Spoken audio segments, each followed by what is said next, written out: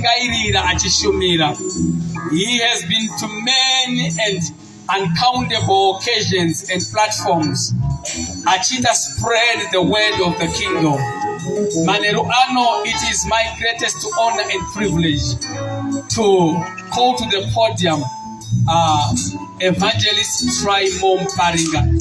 Let us come and speak the reverend. It's not going to come the reverend.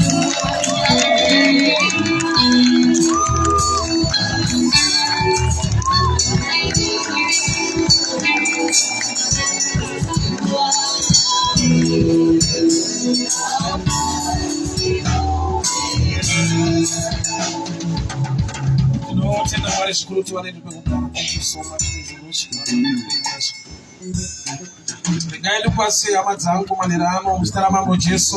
Amen. Regaidu kutendekereke, regaidu kwasi wana baba na mai wakomana ni wasikana. Utungamiri wese panjimbo ino. Wafundisi wese wali pakati pedu, every man and woman of God in our midst. Wali wakuitire nyasha zvikuru ni kwasi soja kasarudzika. Apostle na mais mango mstara mambo Jesu. Amen. Mchana tuwelenge shukura mwari kufa kubukia 1 Kings mazimambo ekutanga. 1 Kings chapter 18 from verse 41. 1 Kings chapter 18 from verse 41. Then Elijah said to Ahab, "Go up, eat and drink, for there is a sound of abundance of rain." So Ahab went up to eat and drink. And Elijah went up to the top of Carmel. Then he bowed on the ground, put his face between his knees, and said to his servant, "Go up now, look toward the sea." So he went up and looked and said, "There is nothing." And 7 times he said, "Go again." Then it came to pass on the 7th time that he said, "There is a cloud as small as a man's hand rising from the sea." So he said, "Go up and say to Ahab, prepare your chariot and go down before the rain stops you." Now it happened in the meantime that the sky became black with clouds and wind, and there was a heavy rain. So Ahab rode away and went to Jezreel. Then the hand of the Lord came upon Elijah. He girded up his loins and ran ahead of Ahab to the entrance of Jezreel. Father, we thank you. Speak to us tonight. Instruct us, empower us for the glory of your name. In Jesus' mighty name I pray. Amen.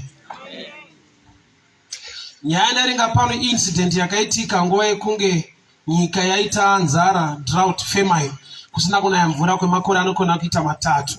So Mwari vataura nemuranda wavo the prophet Elijah kuti I'm about to bring rain. So Elijah ndokubva aendawo pachikomo aina mambo vainzi Ahab. Vaenda pachikomo iye ndokubva ataurira mambo kuti ini ndiri kunzwa kutinda kwemvura zhinji. I can hear abundance of rain. Kana vanhu vari mufamine vanoda kuona mvura inonaya kwete kuudzwa news kuti ndiri kuinzwa. Kunzwa is hearing, but hearing hachisi chinhu chiri tangible.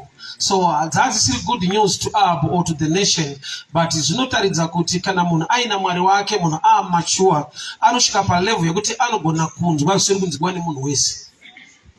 The level of hearing you explain wapano na Elijah, it's a spiritual dimension inoitika muupenyu hwevamwe kana mature in the things of God.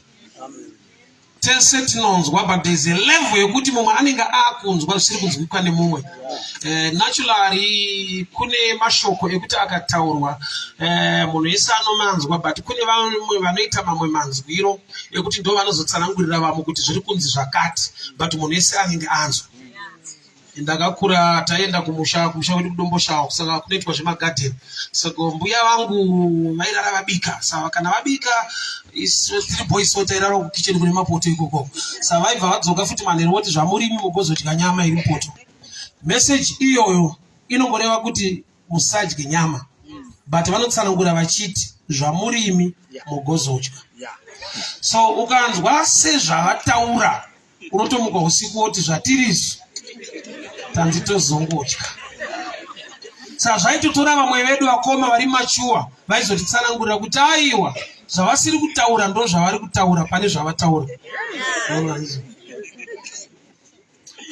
Ausatombonzwa iri kuti ukanetsana nemunhu akakuti Mwari ave newe unotoziva kuti handisi kublesswa. But haasi kuti tu kwayo ari kuti zvawaita izvi Mwari ave newe unoziva kuti ari kuti Mwari ngavakurege. Haasi kutombofara kuti Mwari ave newe ari kuti dai Mwari vakufuratira vakutuka. So which means there is a level of hearing ine chekuita nematurity chete. Tese tinonzwa but pane vamwe vati kurei vanogona kunzwa zvimwe zvinhu zviri kunzwiwa nevamwe. Ndandimboseka namufundisi mangu tasvika kumba tabvisa mapushi chipinda mumba vakati aiwa musabvisei. Sandarapfurira mberi nekumabvisa ndikazovaudza imwe nyaya kuti kumwe kwatinoenda ukanzowana chiri musabvise yenyu bhutsu vana vatoda kuti utobvisawo zvavo. Musociety matinogara tichingonzwawo nekuona. So there are times yekuti munhu harevi zvaari kureva but ane zvaari kureva kumunhu ati kurei kuti anzwe kuti aiwa pana problem musabvise pana problem. Wotozoona kuti aiwa tikasabvisa ndo yatoo problem. Okay. So Elijah une kumwe kunzwa kuri unique kuri different maybe because he's a prophet. Saka ari kuti ndiri kunzwa kutinhira kwemvura zhinji hamusi kuiona. Bible rangu rovha rati faith comes by hearing and hearing by the word of God. Zvoreva kuti faith haiuye nokuti wanzwa. Faith inouya nokuti nyangwe wanzwa waakunzwa kutaura kwaMwari pane zvawanzwa. I just need two guys maybe to explain what I'm saying. I just want two guys. Can I have fun? Just want two guys. Because the visuals maybe you understand me better. All right. Faith comes by hearing. So this is hearing number one. And hearing by the word of God. So we hear word of God, we hear hearing of tongue. Saka ndikaparidza ukarinzwa hauite faith. Kusvika wakunzwa kutaura kwaMwari mumashoko ataurwa. Faith comes by hearing and hearing by the word. Mahearing yacho manga itu. Hearing number one ndo yenzeve ndokuti zviri kutaurwa uri kuzvinzwa. Hazvikupe faith zvinongopa kuti simungoti shasha iri kurova. Check. Unokusvika pakuti powerful arova. Hearing number one, faith comes by hearing. And hearing by the word of God. So kunoku ndo kuno create kwa faith. Kunoku ndekwe kungonzwa kuri ordinary kwe munhu wese. Chino create faith hearing inokozwa by the word of God. So hearing the number one is the word that the preacher is preaching. I create a faith. That's right. But when you the word of God that lives in you, it will cause you to hear God now. So, sakachoroti vazhinji vanonamata vana faith vane zvivindi. Because kana chinamata zvofana kungoita. Faith is a dimension. Yakuti waamatiwa to a level. Yakuti unokonzerwa kunzwa. Come on. Haisi kunzwa kwenzeyo. Kwenzeyo number one, hearing. But then hearing by the word of God, which means ukashaya the word of God in you, hauboni kunzwa Mwari achitaura kwauri, unonzwa mufundisi achiparidza kwauri. Saka uchiona kuti vanhu vanozoresponda nekuita vanhu vari padimension yekuti vanonzwa kuti ndiMwari, anonzwa kuti ndipastor hana chaanoita. Is a church member and not a person. Saka ndo mumutsauko watinawo tine vari mu the move of faith nevari members vari mu fellowship. That's right. It comes by hearing and hearing by the word of God. The word in you will cause you to hear. It's very different than the first hearing. That's right. Amen. Ndo kunzwa kwevakuru nevana vadiki. Saka kuti nzukune mashoma dzanonzi madimikira kana tsumo zvikanzi akuruma nzeve ndewako tichitaurira vafana veda vanongofunga kuti shuwa munhu anenge achirumwa here kuti hanzi ndewako. But vakuru vanoziva kuti aiwa munhu anokuadvisa ndiye anokuda. That hearing now haisi palevel yeava iri pamaturity. It comes from maturity. Kuti unzwa kuti zvataurwa asi zvekurumana ndezveadvice. Ava kwavaudza vanongonzwa kuti akomana hanzi anenge akuruma nzeve ndewakoswera vakutorumana kuti kuratidza kuti ndiri wako rega ndikuruma. So I wanted to explain this. Elijah paari kuti I can hear abundance of rain. Haisi level inonzwa nemunhu wese. but nokuti ari pane imwe level mukunamata Mwari nekuziva ane zvaanzwa. But anzwa kudaro nawo Bible rinoti wakakotama wakapfugama in a position of prayer. Kureva kuti haasi kunamata kuti mvura inaye. Already God had promised him, I'm about to bring rain. Haasi kunamata kuti mvura inaye. Ari kunamata so that he can get a revelation. Yokuti inonaya say the word of God, the Bible, is a book rakaloda ma promises. But haango manifest asina the part of the hand of man that will trigger the promise to manifest. Shoko raMwari rine zvivimbiso. Zvivimbiso zvirimo hazvizadzikiswe kusvika akavimbiswa aziva zvinoitwa. Bible rinoti mukadzi akanaka anobva kuna Mwari. Ukanamata ukachema uri pano denga rivhurike kuti ichokwadi vanobva kuno uyo azviite. Achinzi anobva ikoko anowanikwa kumaraini kwavo. Achiita sekunge haana kubva futi ikoko.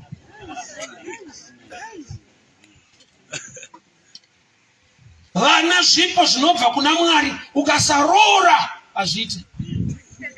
Kana ukachema kuti Mwari shoko renyu harine vinhema, vana zvipo zvinobva kwamuri, unodzoka kumba usina mwana wacho svika waine mudzimai kana murume. So there is a role to play to activate or to cause the manifestation of the promise. Amen. Matthew 6 verse 6. Kana maakunyengetera endai pakavanda muvhare musuo. Mwari anoona zvamunoita. Hariti Mwari anonzwa zvamuchataura. Which means secret answer to prayer. I action ye munhu wacho ari mu prayer, not misodzi yake. I will explain again. Matthew 6 verse 6. Kana maakunamata, when you pray, go into a closet and close the door. The God who sees what you do will reward you. Which means the reward is connected to what you do. Ukaita Bible unonyezwa kutaura chokwadi zvirimo. In teaching ye mashoko, but as mashoko ano attract answer. Imi kana makunyengetera mavhara door, Mwari anoona kwete anonzwa. So kuvana vadiki Mwari anonzwa minamato, kuvanhu vakuru Mwari anoona munamati. Baba roda kupatsanurwa vamwachi. But tinotanga takudiscourage. But uchazviona kuti the more uchapinda mprayer uchichema zvinhu zvisingaite, ndakutokupindura kuti chinoitika manje. Mwari wacho anombopota achiona chiri kuchema. Maybe to give you a simple example, download kuti zvinzwe. Mukomana kana akatobvima musikana ndoda kutokuroora. Musikana nyangwe achida kuroorwa, anogona kutoramba. Ukadzoka after 2 years mosvika futi akaroorwa. Kuti kuti zvandaitaura wairambei, achakudza kuti handakuramba zvawaitaura, ndairamba chaitaura. Kuti iwe uchitaura iye achiona. Kuti aimba ndoina bhataponomura. Anenge achiona. So that's what the scripture means. The God who sees by action, cause a manifestation or reward. So Elijah apinda mu prayer, position of praying. I can hear abundance. He's a prophet. But there is something I need to know. On earth to attract the promises of heaven. So apinda mu prayer position anamata zvanzi wakatuma muranda wake to go and look towards the sea. Sea water imvura yakatonaya kudhara. Iye akamirira mvura ichanaya. So chirungu chinopatsanura zvakanaka. Inonaya inonzi rain. Yakanaya inonzi water. So chapromiswa haisi water, i rain. But ari kutuma munhu kunotarisa kune water. So kuti zvine hukama, rain ne water zvine hukama. Scientifically kune kadenderedzwa kana kuti chinonzi water cycle, a system. There are things that are done by God in a systematic way, zvisiri in a miraculous way. I'll give an example. Unozati munhu isari pano haana kusikwa naMwari. Kana une nharo ndikuverengere Bible rako kuti Mwari akasika Adam na Eve. Kana uchinzi Adam maybe, but varimo vane mazita anoziva ini ndi Adam na Eve. Tese pano we are a result of reproduction, not creation. Ninga akabereka ningi ndo production system. But there was a system yakaiswa na Mwari. Miti yaunoona yakabva pawedhe kuti pane yakatanga kusikwa kwete iyi. Yakatanga kusikwa ndokubva yanzi a seed will produce after its own kind. Which means kune inonzi reproduction isiri yo creation. Right. Thank you. Satani anotikunda kuripatsanura nekuda kwakuti Satani wakapiwa mukana kunze unotrabula Job. Satani akatayo mwa Job anokudai because zvese zvamakamupa izvi saka achikudai. Saka ndokubva apiwa go ahead to attack Job. Job akataukwa pazvese. Saka ndokubva asiya mai Job. Kuti anga achiita research kuti vana akapiwa naMwari, pfuma akaropafadzwa naMwari, but mukadzi akatsvaga ega.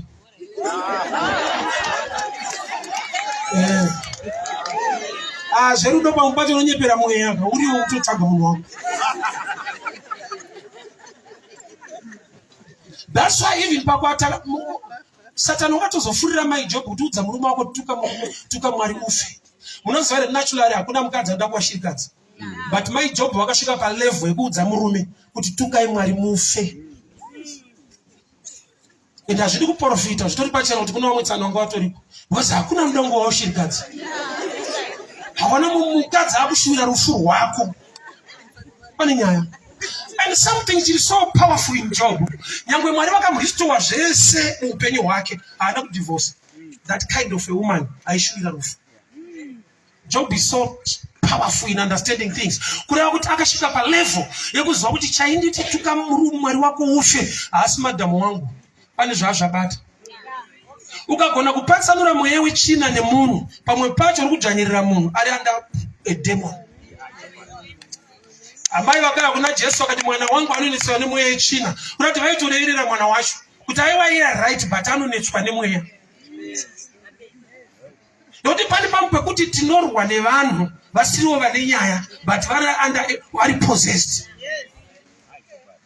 Kuna mwa baba futi wakane report achireverera mwana wavo. Vakati ndakaya naye kuvadzidzi vakamutadza nokuti mwana wangu zvinoti zvikamubata zvinomuisira mumvura, zvikamubata zvomuisira mumoto. Kuti ndikamuona ari mumoto haisi choice yake zvabata. Ndikamuona ari kumvura haisi choice yake zvabata. Saka havasi kumaka mwana wavo. Vakura zvokuziva kuti wangu hafarire zvemoto nezvefodya zvembanje. Ukaona ari koko kana zvamubata. Kwati asiri anozvibata zvinotomubatawo. Saka vari kudefensive. Boss vanhu vaamature. I don't know why I'm going this way, but ndinozoke panyaya ndina. So Elijah apinda muposition yeprayer ari kunamata. His head between his knees. A position, a bathing position. Ari kunamata. Haasi kunamata kuti inaye Mwari haveri nhema. But ari kunamata, he wants to know what to do or what must happen on earth to unlock the promises of God. Every promise of God iri hanging kana munhu ari promise asiri kuziva zvaanofanira kunge achiita.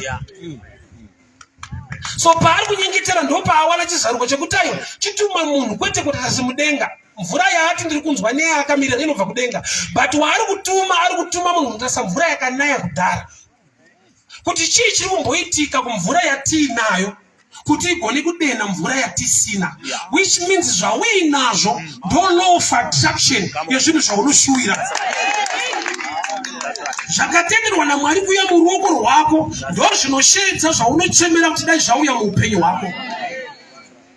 So kusaziva kuti ndoitei nezviripo kunoita kuti umise zvisipo zvakapromiswa naMwari kuti zviuye kwauri.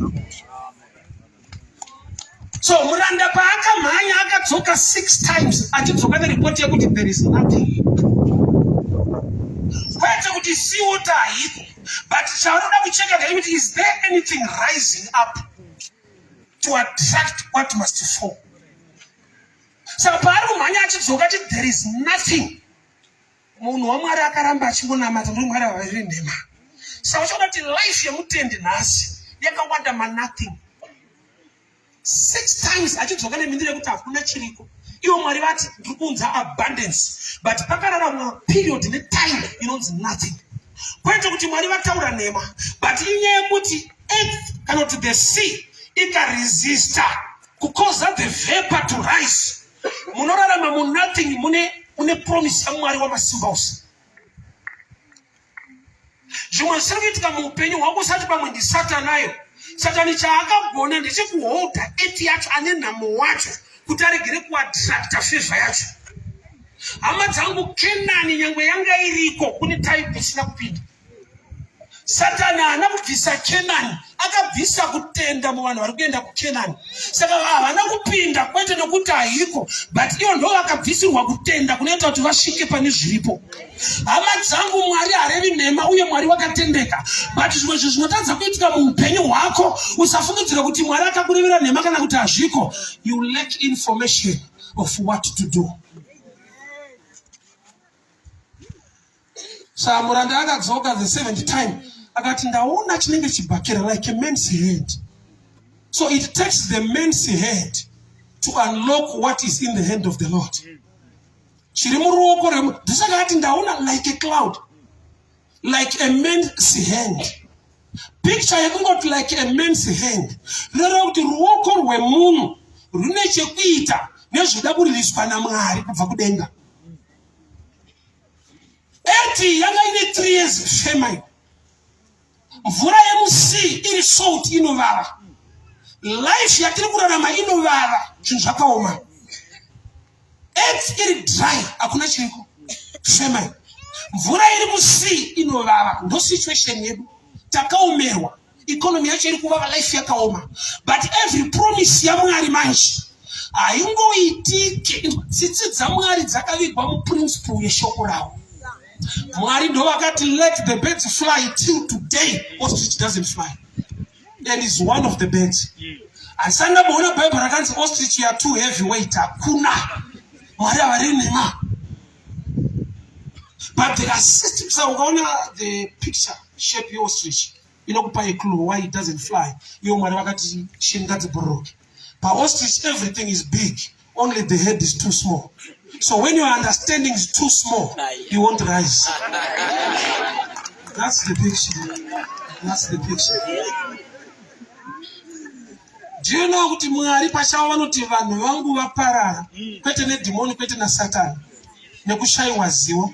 Iye kuti uri wavo vakaiacknowledge kuti ndevangwa, but chavari kuvarira manje havazive kwete kuti havana mata. Unotonamata usingazive.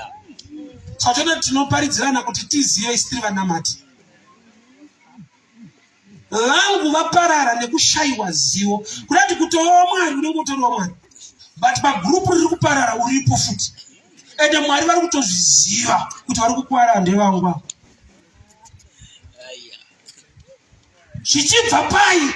Lack of knowledge. Kana knowledge yapo, kuziva kwapo, wisdom is the application of knowledge. So action ndo nyaya hombe pabeliever, pamunhu anotenda kuti Mwari zvawakataura zvinoita. Pane zvaanenge achifanirwa kuita munhu wacho. Une zvaunoitirwa, une zvaunofanirwa kuita. Pane zvaunoitirwa kogoita zvaunofanirwa kuita. Ndipandaitamba bhora rechikweshe ndiri mufana. Pakauya mukomana anenge muhombe akatitorera bhora rinai mhanya kumba kunoripota. Baba pane mukomana atorera bhora. Vaindibata ruoko kusvika kune mukomana wopopoterwa. Ndotorwa ndopiwa bhora rangu. But pandakakura ndikanoti ndaka bhora ratorwa. Vakanditi ukasauya naro. Achiri mutaro wangu iri munhu. Pane paunoitirwa. Ukazomachiwa une zvaunofanirwa kuita.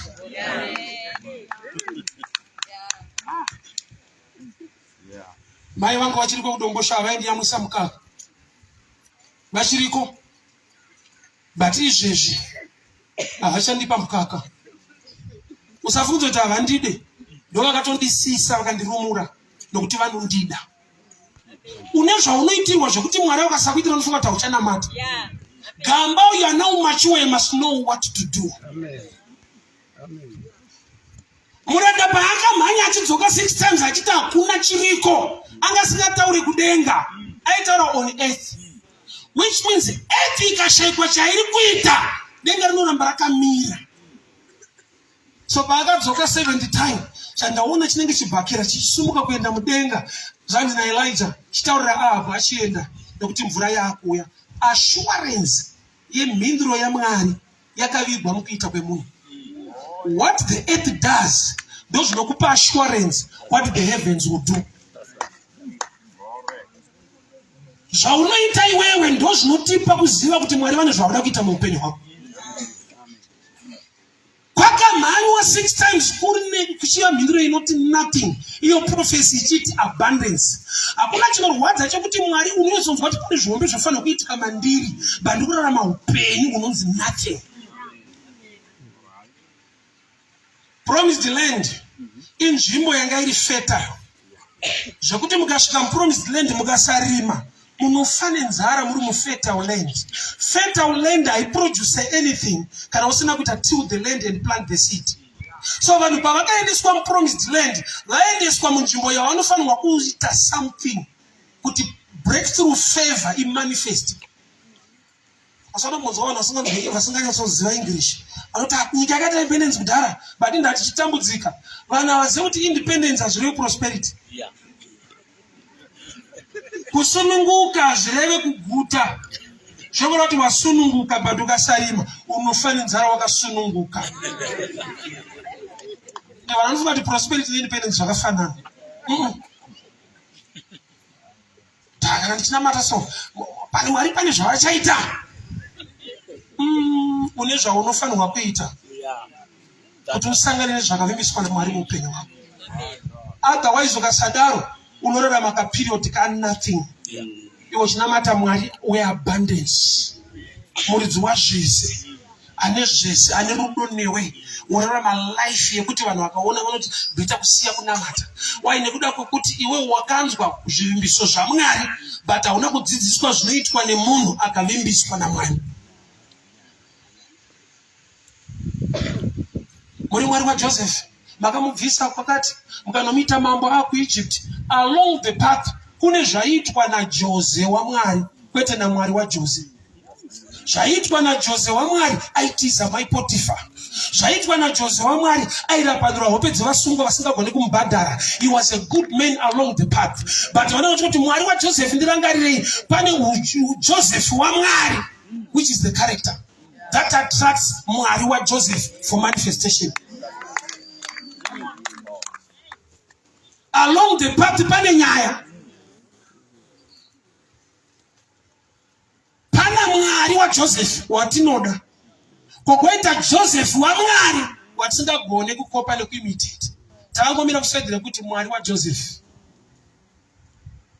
Mwari waDaniel makamurwira mushumba asati akandwa imomo kune tuma fasting tairohwa panza. Iwo nongobuda mushumba wakaguta zvavo.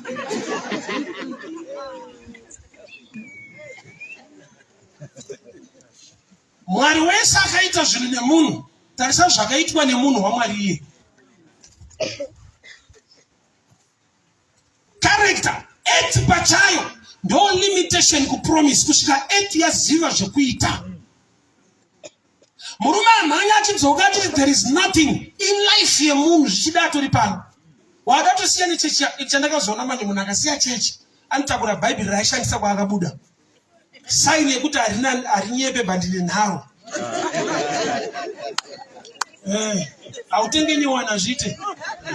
Unozati angoma ndiyo but nharo.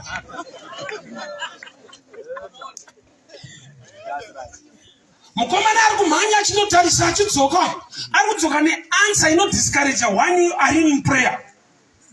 Ozakunzwa kunzi nothing. Iwe wakapfugama uchichema. Unogona kusumuka kuti saka Mwari wacho andinyepera. But the Bible writes on the 7th time, I know any answer, but I've seen something small. Yet he prophecy I can hear abundance. Ukatarisa abundance na small is something very total opposite. You cannot compare small na abundance as we learn. It's not a picky son. But Paakati, I've seen something small rising from the sea. Agavati, surely the rain is about to come. Anga ine timetable yekunaya kwemvura haasi Mwari patime ya Noah ndinoa nokuti mvura inofanirwa kunaya kana Noah apedza kuvaka the ark. Saka ukapedza ne 1 week inouya next week, ukapedza ne 2 months inouya futi uchangopedza, ukapedza ne 1 year inouya next year yacho, ukasapedza haichauya.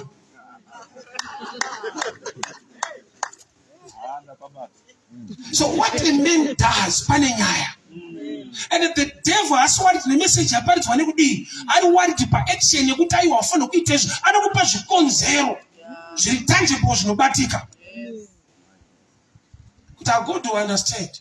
Kuti kwakune famine, things are very tough. I believe in a miracle working God, but I also believe in the God of principles. Mwari akati let there be light tukava nechiedza, ndiye Mwari futi akazosika zuva kuti riunze futi chiedza. So there's a spoken word rakakonzera light. There is the sun created to give light to earth. Kudati kune light inobva pasource yezuva, kogoita light yanga iri paspoken word. So kune the miracle part of the story and the systematic part of the story. So chese chakavigwa muma systems, Mwari wagone kuita bypass for your sake. Unotodzidziswa kuti ugone kuita participate kuti zvibatike muupenyu hwako. Chakaiswa kumunhu kunzi ukaita izvi zvinodai, ukaita izvi zvinodai. Nyangwe ukati muri Mwari zviratidzei minane ndakaimirira pano. Chinoita kuti varegere kuita bypass. You are part of the equation. Unaziva kuti Mwari pavaitosika vachisika kusvika vasika munhu, ndobva vakazozorora mangwana acho. Saka pa Mwari kuzorora vasika munhu, vanga vagadzira anoitawo. Iwo chiruda ngoitirwa futi. Mwari pavakatosika munhu, vakatoziva kuti basa riyeka, apa taakumbozorodza uyu anenge inini, likeness neimage, basa ngarichi. Oti baba burukai pachigaro chenyu muzviratidza kutone iwe utoriko. Hey, don't you know that you are God? There is grace in you to do things. Mike andakabata isi creation I thinking. Kuna akangofunga kuti voice risapere panongodiwa chine speaker. So dai zvese zvishipo voice unotopera. Tutaka kunamana kuti mwechina rubata voice ayo hatisi kufunga. Munazati Bible hariramidze kufunga, rinoti musafunganya. Do not worry, harina kuti do not think. Thinking mind is a gift. Yakapiwa mwana Mwari. Saka harimoti do not think, rinoti do not worry. Musafunganya. Thinking is right. Masamu anobvata ukanyatsoivereka mushamsha iyoyi anobvati ngwani shiri dzedenga dzirime dzinodya ingwani panzi shiri uri shiri here osa ndombokuleka thinking yacho manje. You know, kwauri not to bless the work of your hands, you know that peshiri chete. Maoko now but unokukota peshiri. Adziri masi dzinodya. Une munda une mbeu une badza unokoda peshiri chete.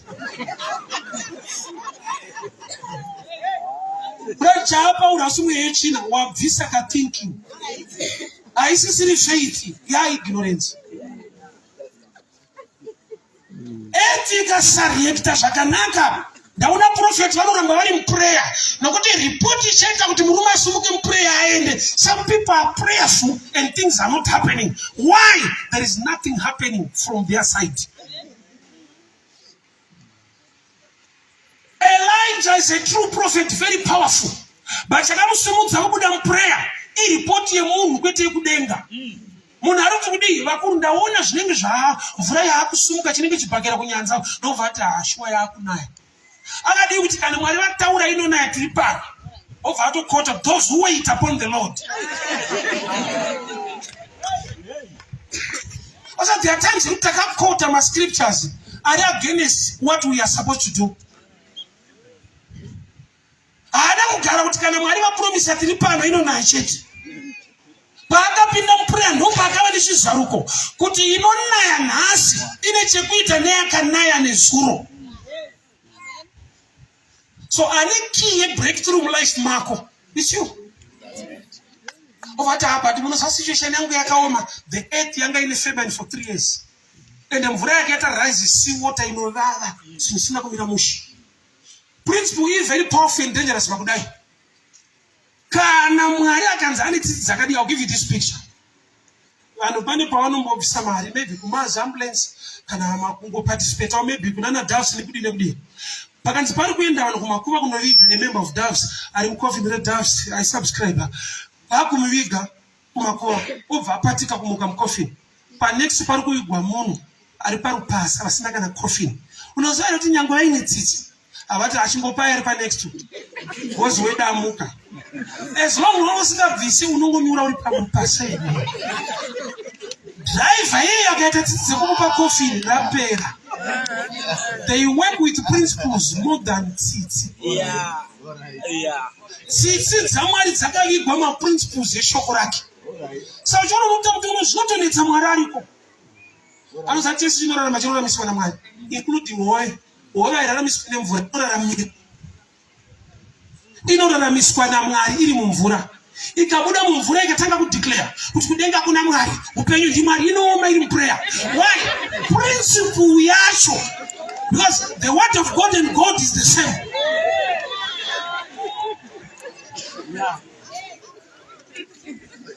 Elisha pakashayikwa chaunonzwa chiri kuitika panyika, rawanzwa nekudenga harisi kuzoshanda. Tikaramba tichiona nothing kana tikadeclare tikanamata sei, hapana chiri kuzoita. Saka neimwe nguva kudzidzisa munhu pamusoro pemaprinciples sometimes zviri tough and hard, nekuda kwekuti munhu anongoda kuti zvimboita because ndiMwari.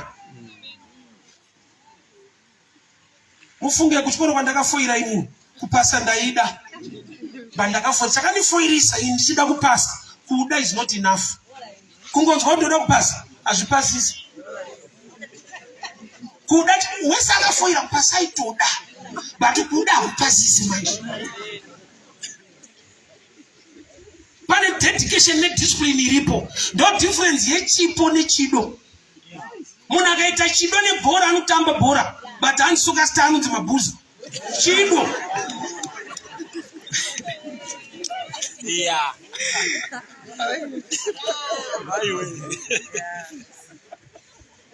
Maprinciples haripo ukamashetuka. Prayer is not the master key. Let me warn you. Prayer is one of the keys. There are things in life that do not demand a prayer for you to be prayerful, and there are things in life that involve a prayer for them to happen. Kana shobori kati ukajigara unokowa, iworegera kujigara, ofasta, unofira mprayer.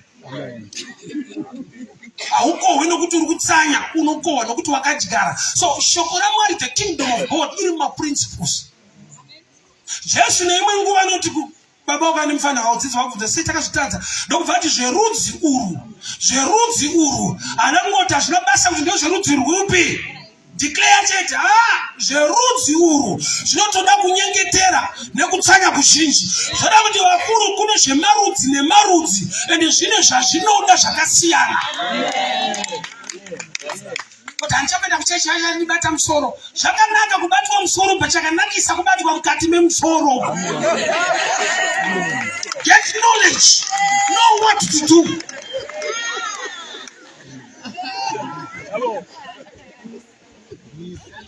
Zvakati kunamatirana kubatana musoro, but nyayombe ukasabatwa ukatumwa wakuwara. Yaona munhu paanoberekwa anotanga kubuda musoro. Ipicha kuti panyika pauya usati wafamba funga. Kufambira mahara. Netiswa nevanhu. Pana panoshanda musoro.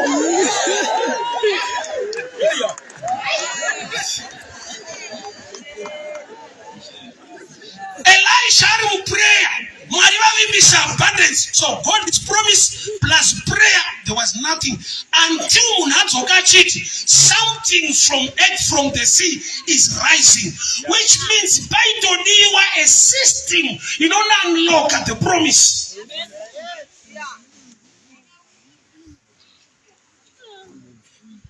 Kune zvinodimanda patience. So Bible parinoti no gogodza unozarurirwa. Statement here discipline. Kuti usangopinda nokuti une shungu. Mune vanhu vatorimo kudara. Learn to appreciate those by knocking. Honor them. But honor pachayo is a knock yekuti uvhurirwe an opportunity. And iwe we don't honor anyone. Blessing favor yako iri panyika. Ende dzimwe nguva usakune pamwe pekuti favor yako inoenda nenzira yausingatarisiri. Kune zvinhu Mwari zvaanogona kuda kutokuitira. But ndonge waziva zvekuita on earth. Nyayombe yatinayo in the body of Christ ndekuti takaudzwa Mwari unoita zvinhu. Hatina kudzidziswa zvinhu zvinoitwa nevanhu kudena zvinovimbiswa naMwari muupenyu hwevanhu.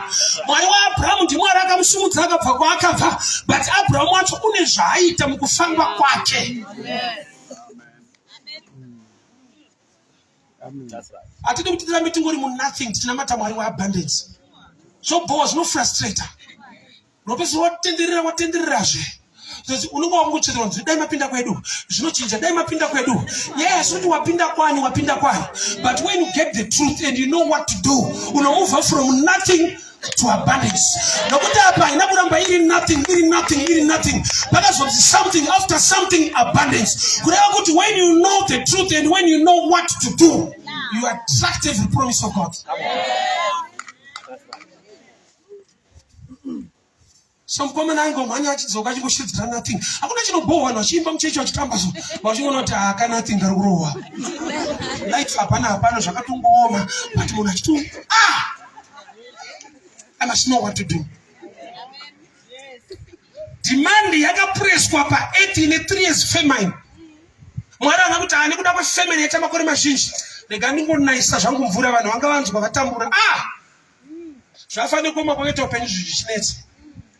Hakuna mabasa. But iwe hauna basa raunoziva, hakuna mabasa. Kana mabasa akaudza ako, unoitwa interview. Asinzi mama tambura kumuna pinda you one manager you one general pinda kile kuna mabasa kwa kusina zvazvokoma. Kana ako maprinciples anokudzokera pa position. Munoita nezveiba bota takatambura nguwa refu ngaupinde. Poverty is qualification. So in times of trouble, learning any art you must know. We believe in God and we pray and miracles. But right now, be a doctor.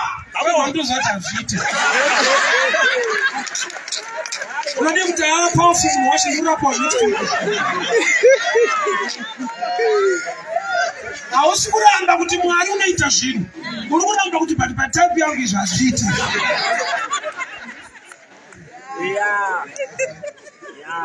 There is a role yekuti munhu akasaita. Even promise yataurwa. Prayer yaitwa. Panoramba pachingoparidzwa nothing. Nothing yakarwa 6 times makore akurarama munhu. Ari muprayer. Kwete ari munyika ari muprayer. Ari muchechi achimba achitamba. But nekuda kwokuti haana chinounlocka the promise. But principles are stubborn zvekutodaro. Wagona kumwe kwese kubatuka hauna kubata. Uku kwacho ndokuri saka Satani zvaanoita. Anokutendera kuti uite zvimwe zvese izvo. But udiregere kunaya mulife mako. Anokuti mhanya still. Akauya kuti mhanya. Bani kwaunzi yangu yakupa. Anobati mira. Tishime morwa nothing new. Kusvika wasiya wega kunakata kwacho. Indakarerwa nevabereki vaipinda kuzayoja vakanditraina kudai so. Mwanangu kuchechi kune zvishandwa zviripo hauna chaunopledza ushande. But make sure kuti paholiday chechi haifanira kuhaya caretaker uripo. Mwari anonamatwa nehomwe yako kana nesimba rako.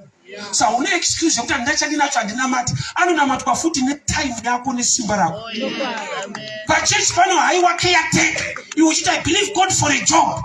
But pato haiwa munhu anoshanda muimba yaMwari iwe uripo. Aiwa uri kuzvibatirira iwe. Ndina kuti Mwari vanogona kushanda nevamwe vanhu ukasara. Mukana ifavor kuti vashande newe. Indakati Mwari waJona ari too much. Kunyengerera munhu asiri kuda. Kutomedzisa nefishi unomurutsira futi ingo asitobuda kuenda. Iwe hoya haana kunegotiata naye kuti vakomana kuti yangu unomurutsireko. Mwari tanga kunyengerera muso.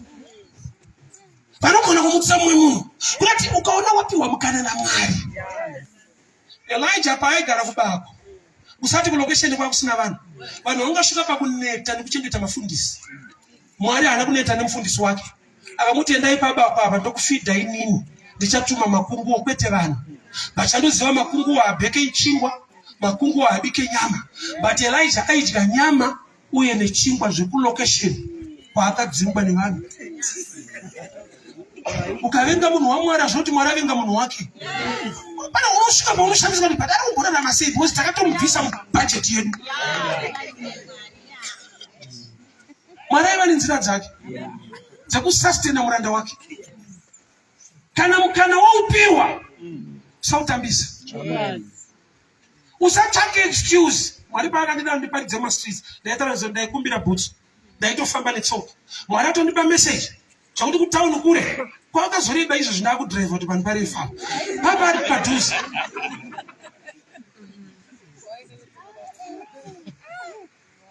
Amari ndandikudze chinhu ichi. Mwari anoisa a demand of faith on you in every matter, because without faith you can't please God. And the faith is action. Usararame nguva refu uri munothing. Mwari vakavimbisa. Tsvaga zvaunofanirwa kuita. Tsvaga zvaunofanirwa kuita. Nothing inobohwa. Mukomana paakamhanya 6 times. Kuverenga ukatoita kuti 6 times. Munhu anonorarama 6 years ari nothing. Ari muchechi achinamata Mwari wamasimba ose anoita zvinhu. Uchingonzwa matestimony kune vamwe uchauti pandiri haiti sei. Aiwa, difference iripo kune zvaunofanirwa kuita. Pane zvaunofanirwa kuita. Shungu is not enough. Tears are not enough. Bible says those who plant in tears, those who plant in tears, vanodyara nemisodzi kwete vanodyara misodzi. Mwari anozamba mubacho unongori pama1 but principle haisi kuchinja. Vanodyara nemisodzi vachakohwa nemufaro. Kurati mumisodzi imomo munhu achiziva zvokuita. Ukasaziva zvokuita muri mukuchema, uri wakungochema bedzi. Tears are not enough. At your level, pazera rako une zvaunotofanirwa kuziva. Hakuna kuraisa chinhu chakakura usiku. Yange time yefemeni zvakaoma. Something small. Edzane paunogona to do something small unto the house of the Lord. Ndagara nambuya vangu vaita giving yaibhohwa. Zakumusha munhu atipfuura nekupo mbuya kwaishedza tiri kudya pano iso ndagogwa anokuwadza mani. Unozopfuurira kuroto. Endo kumusha munhu tiri kudya pano unzati andakuitira chirangu chii. But yanga iri tausha iri mavari.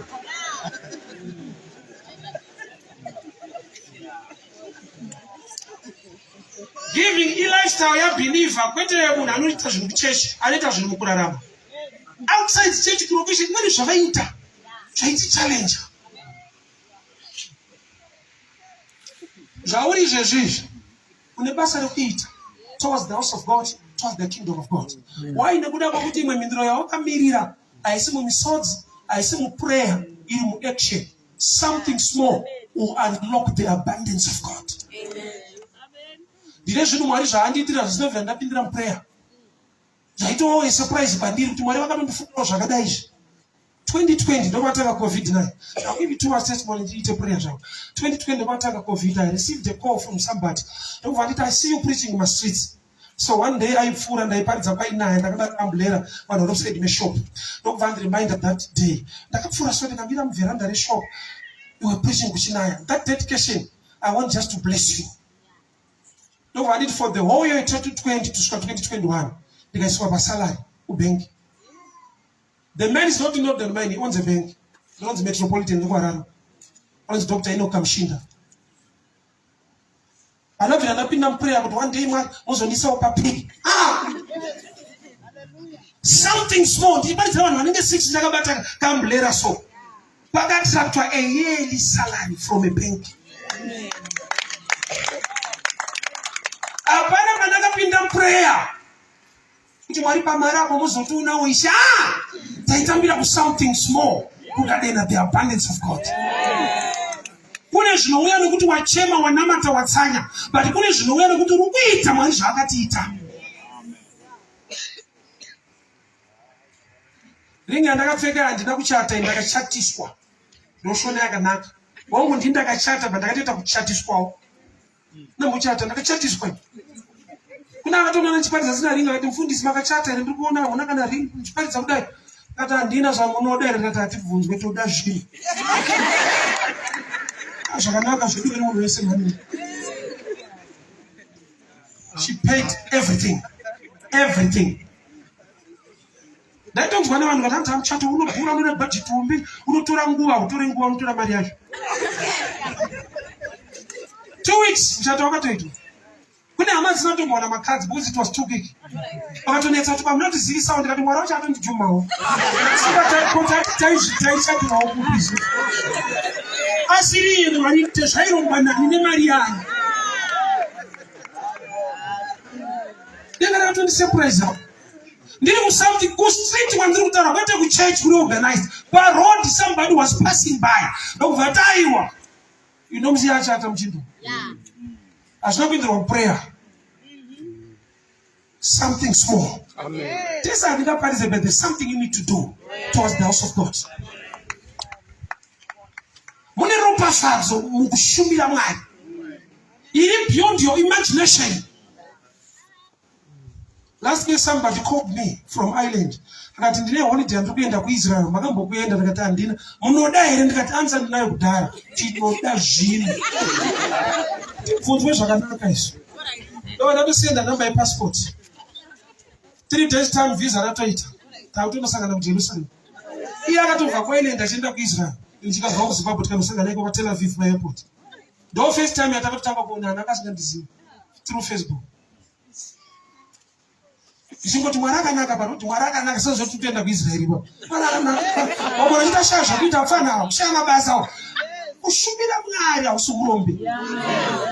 Kushandira Mwari nyika inogona kuseka but that nothing will manifest to abundance. Mvura yacho kana yakunayo vanhu vanoshanda kuti ndopa pane nothing here. Usabatikane kuti pane nothing so far. But kana Mwari vakavimbisa, the abundance is coming your way. Denga kuna Mwari wakatendeka. Asina ine nzvimbo.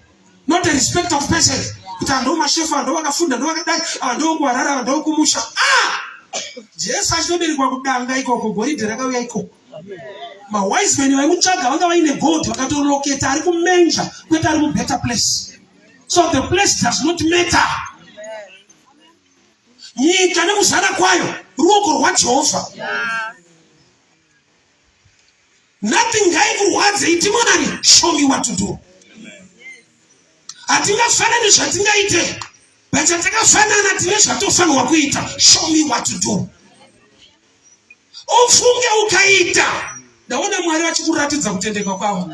Unoburitswa mu-nothing, uchienda mu-abundance. Kunomvika kwauri ikoko. I remember tichigara mu-one room ine vana vangu vasikana 2 vanga vatokura. Mwari grade 7, Mwari grade 3. Zviye zvakuti unonyara zve unenge uri right. Namanya sokurova unyari. Taidivhaita one room iyo negumbezi kuita 2 in 1. Tairota one room but dziri 2 rooms mukati. Adzimai achita house girl kulocation, ukona kuti house girl kumunhu anenge akangoinza nawo newe. Wapa ma1. Because house girl unoda kumayati yadhiba. Uona kuti house girl kuseri kwemba ino. Muri same team kungoitisana.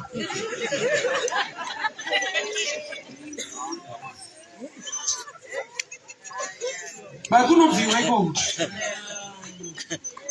Kunovhiwa. Kuna Mwari unoona zvauri kuita. Aramba akanyarara azviite. Abundance ikaite seumwe yatora nguva. But kana Mwari vataura kuti ndiri kuunza mvura zhinji, iwe ukapfugama, ukamhanya, ukaita zvinotaura Mwari, sanzi akaona denga rasvibira. Papa taitoro Jesu, vanhu vaita papa namama vaita zvokumusika, so vaiti vana vamwe vachienda kumbari kumusika. So Lord wanyarita zvokupenga kupanza murodhu. Vakandirambira zvanzi agare pamba vedu agara naye kuseri. Izvo zvigore rasvibira manje mvura yatinhira manje. Wapa every platform, wapa TV, wapa radio. Ndowandofamba chara agara pedu chaipo pedu. Vangada imusingaite. Why? Nothing. It's a matter of time. I need to pray with somebody tonight. That nothing must tend to become abundance. Mwari ngavarangarirawo kubata kwako. Makore ako ngaashibire nemvura. Mvura zvakanaka ngaituruke. Mvura yekuti uendestand wake panonzi pako ngaichinaye muupenyu hwako. Ndinoramba mweya wokuramba uri rocha. Now is not your portion. May God manifest His word over your life. Ndakuda kuti uchibva mu nothing uende mu abundance. Let us stand, we need to pray. kunova hairambe iri nothing hazviite. Ndaiverenga vhesi paine nothing paverengwa 6 times, but on the 7th time there was a change of a message. Pakachinja kusvika Elijah zvanzi vakatozoenda vachitiza mvura. Ndinofanira kuti Elijah haana kukumbira mambo aiva nemabhiza.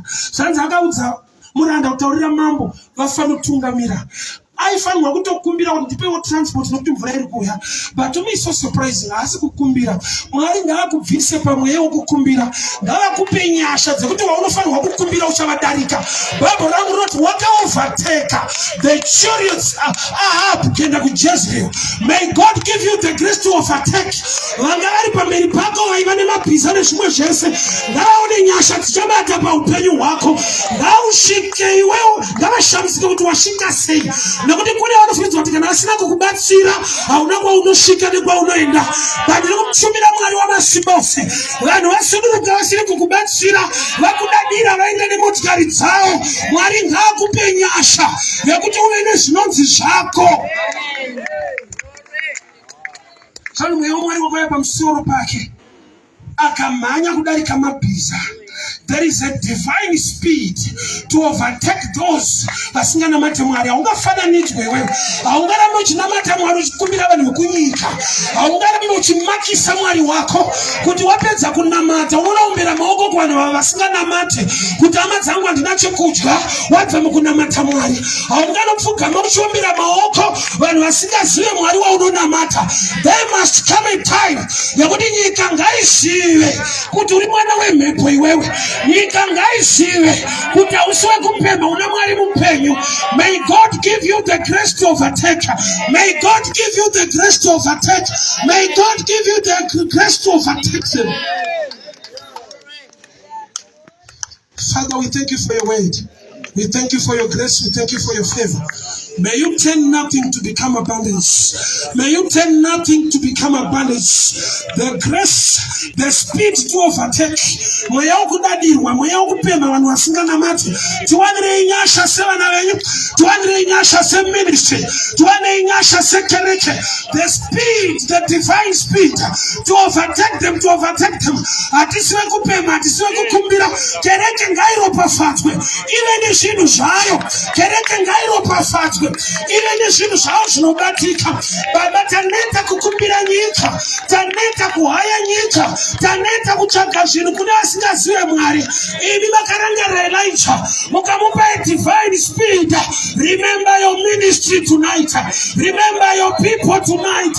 Give them divine speed. Give them divine speed.